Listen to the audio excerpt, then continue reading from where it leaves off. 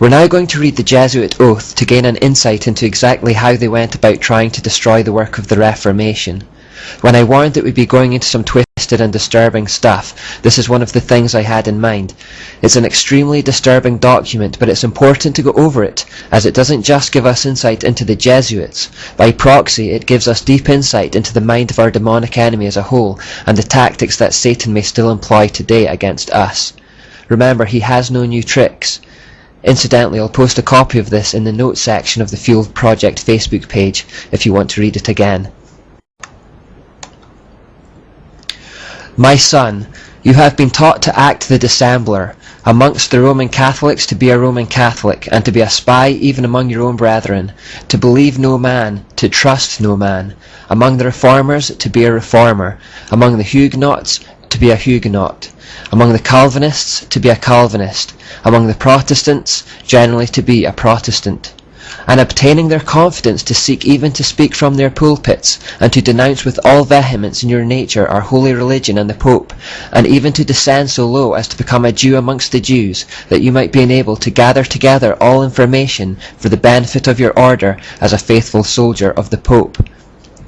You have been taught to insidiously plant the seeds of jealousy and hatred between states that were at peace, and incite them to deeds of blood involving them in war with each other, and to create revolutions and civil wars in communities, provinces and countries that were independent and prosperous, cultivating the arts and the sciences, and enjoying the blessings of peace. To take sides with the combatants and to act secretly in concert with your brother Jesuit, who might be engaged on the other side, but openly opposed to that which you might be connected, only that the Church might be the gainer in the end, in the conditions fixed in the treaties for peace, and that in the end justifies the means.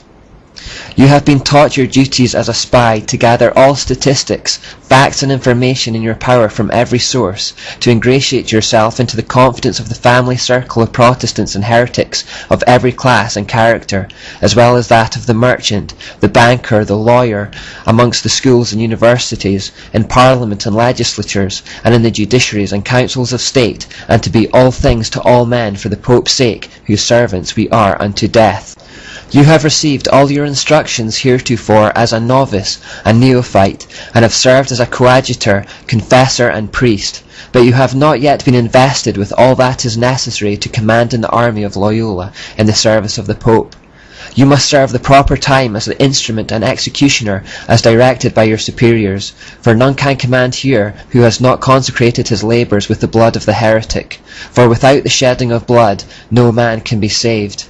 Therefore, to fit yourself for your work and make your own salvation sure, you will, in addition to your former oath of obedience to your order and allegiance to the Pope, repeat after me.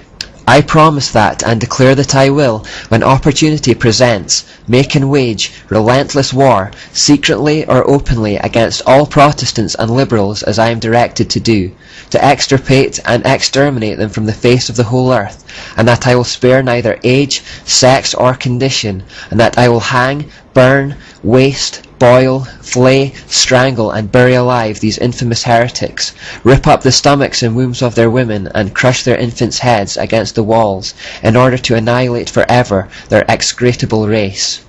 That when the same cannot be done openly, I will secretly use the poisoned cup, the strangulating cord, the steel of the poniard, or the leaden bullet, regardless of the honour, rank, dignity, or authority of the person or persons, whatever may be their condition in life, either public or private, as I at any time may be directed to do so by any agent of the Pope, or superior of the Brotherhood of the Holy Faith, the Society of Jesus.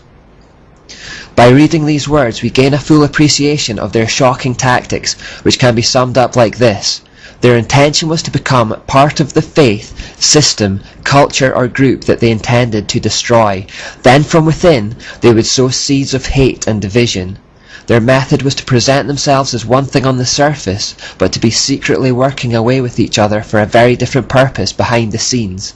They would sometimes pretend to be enemies on opposing sides in public, but behind the scenes they were actually cohorts, working together towards the same goal. This type of attack is sometimes referred to as becoming a fifth column, meaning that the most effective way to attack something is not from the north, or the south, or the east, or the west, but from within. Cicero once said, A nation can survive its fools and even the ambitious, but it cannot survive treason from within. An enemy at the gates is less formidable, for he is known and he carries his banners openly. But the traitor moves among those within the gates freely, his sly whispers rustling through all the alleys, heard in the very halls of government itself. For the traitor appears not traitor, he speaks in the accents familiar to his victims, and he wears their face and their garments, and he appeals to the baseness that lies deep in the hearts of all men. He rots the soul of a nation, he works secretly and unknown in the night to undermine the pillars of a city. He infects the body politic so that it can no longer resist. A murderer is less to be feared.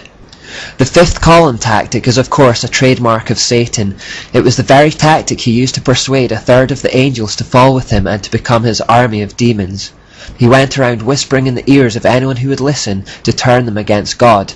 More recently, ex-witches have spoken of being assigned to local churches by their coven with the aim of being involved in the congregation on the surface, but all the while secretly working against it from within, frustrating its aims and unity.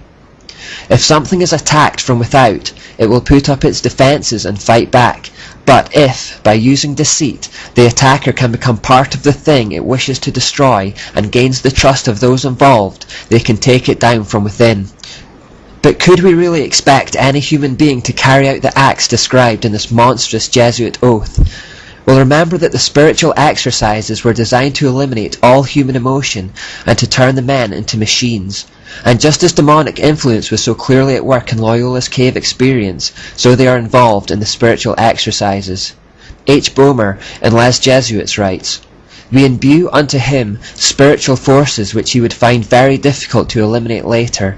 These forces can come up again to the surface, sometimes after years of not even mentioning them, and become so imperative that the will finds itself unable to oppose any obstacle, and has to follow their irresistible impulse."